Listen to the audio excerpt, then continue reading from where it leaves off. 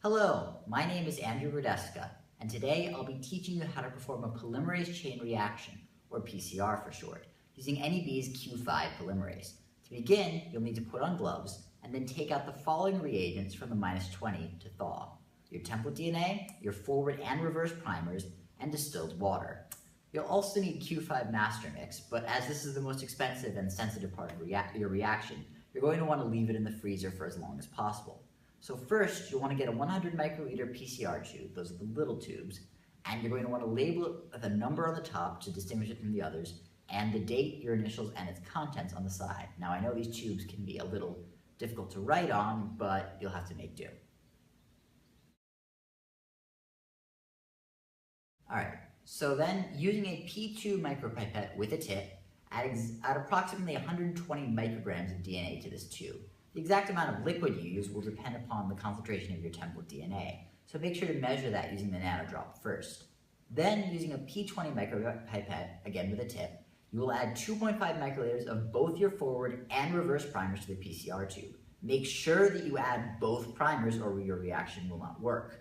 These primers are short pieces of DNA, about 18 to 25 base pairs in length, that should have been designed in advance with a melting temperature difference of no greater than 5 degrees Celsius and a GC content of 40 to 60%. Once you add each of these primers, you should get the 2x Q5 master mix out of the -20. Q5 master mix contains not only Q5 polymerase, which is the enzyme you'll be using, but also reaction buffer and DNTPs, which are necessary for the reaction.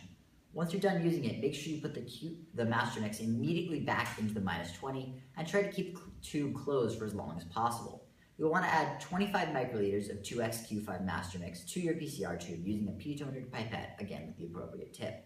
Once those are added, all that remains is to add enough distilled water so that the total reaction volume is 50 microliters. For this, you'll want to use a P20 micropipette with the appropriately sized tip.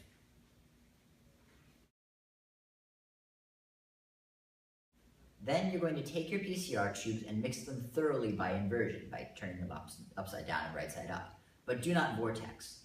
If after your mixing you have drops of liquid left on the sides of your PCR tubes, then just tap it on a table to get it down. If that doesn't work, then you can briefly put it into a microcentrifuge. But remember, if you do, make sure you balance the tube with another one on the opposite side, so you balance the centrifuge. Then walk over to the thermal cycler, open it, and put in your tube, making sure that the caps are sealed. If they aren't, the reactants will boil away when the machine gets heated. Then load up your protocol on the machine. The exact protocol will depend upon the length of your template and the melting temperature of your primers. You should create that in advance. Make sure that you have the correct protocol and that the reaction volume is set correctly before you hit the run button, and make sure that the machine is heating before you leave. Then come back in approximately 2 hours depending on your particular program, and your reaction should be done. Then store it in the freezer at -20 degrees Celsius. Thank you.